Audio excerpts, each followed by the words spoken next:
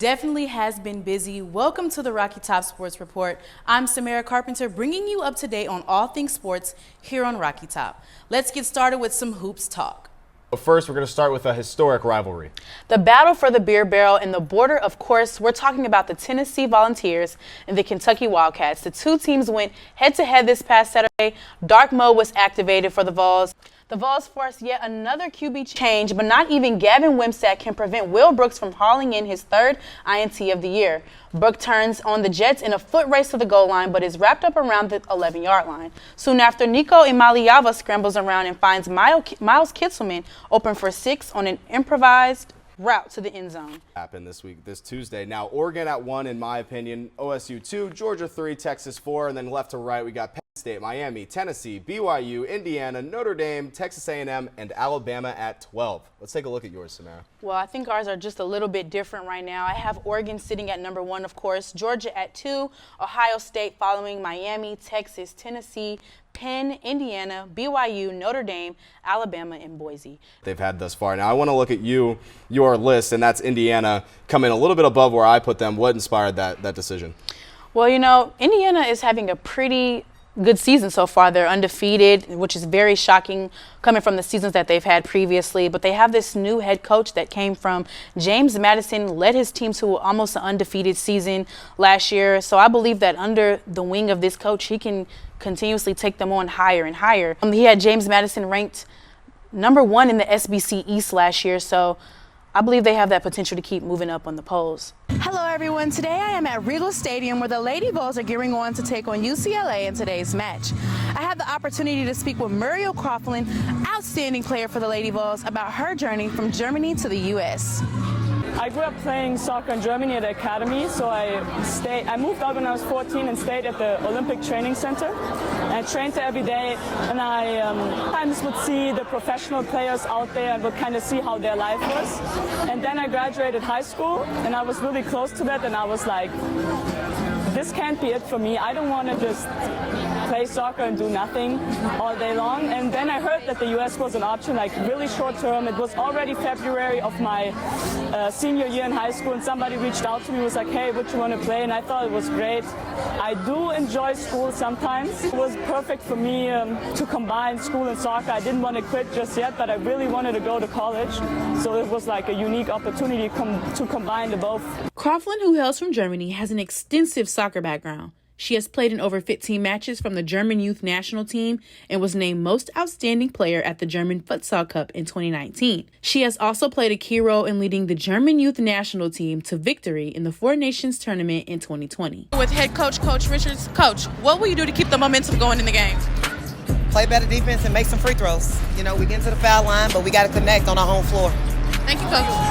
Hello, everybody. I am here speaking with Tony Grace, guard for Alabama A&M. Tony, you had a total of 17 points this game.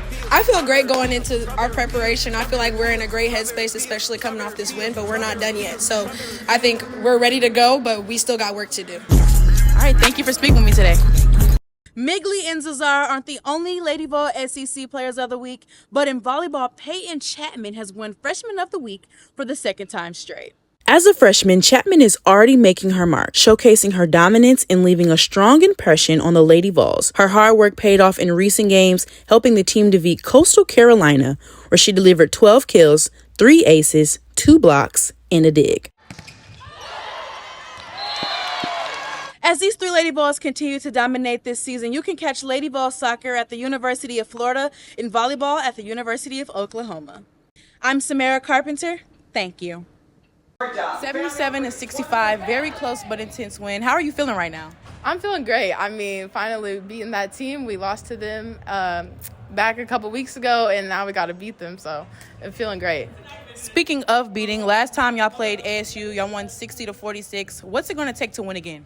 We're just going to have to come with that heart and passion again and really just get the rebounds and be aggressive on the defensive end, and I think we can do it again. Thank you. Men's basketball opened their season last Monday at Food City Center, securing an 80-64 victory over Gardner-Webb in their third matchup. Transfer Chaz Linear is off to a strong start this season, leading the team with an impressive 18 points, the highest score of the game. Coming in close behind, Jordan Gainey scored 16 points. He is already checking off personal goals for the season. He became the first Tennessee guard to make 7 or more field goals and also matched his top steals record from last season. Zakai Ziegler showed off his impressive honors by being named 2025 preseason first team All-SEC from both the media and coaches, 2025 preseason second team All-American, and on the watch list for the 2025 Naismith Trophy. With Rick Barnes still sitting as head coach for the Vols, we hope to see nothing but the best come from this team. Go check out the Vols in Food City Center against Montana, November 13th at 7 p.m. Eastern. The Kim Caldwell era has finally begun, debuting her coaching abilities well in the first game of the season. Lady Vols basketball rocked their season opener here at Food City Center with a crazy 101-54 win over Samford.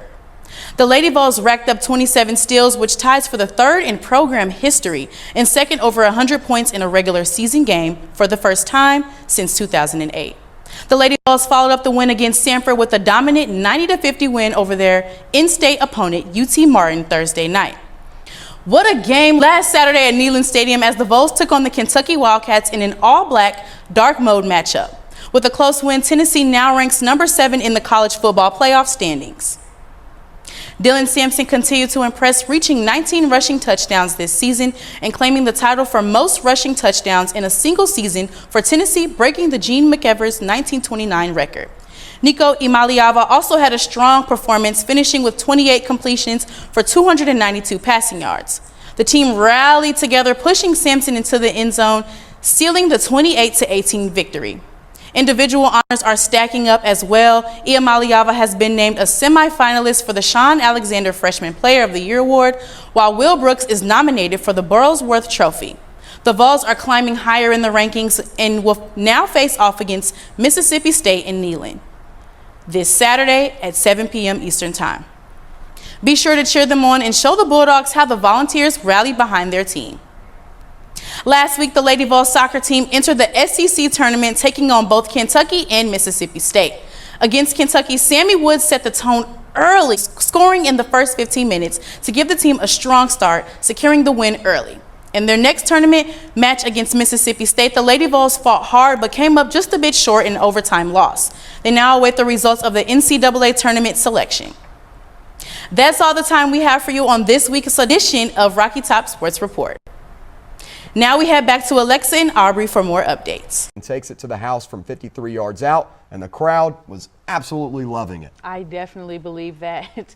The icing on the cake to finish a sweet first quarter was Sampson's third rushing touchdown of the night from a yard out to see the Vols go up 37-0 after the first quarter.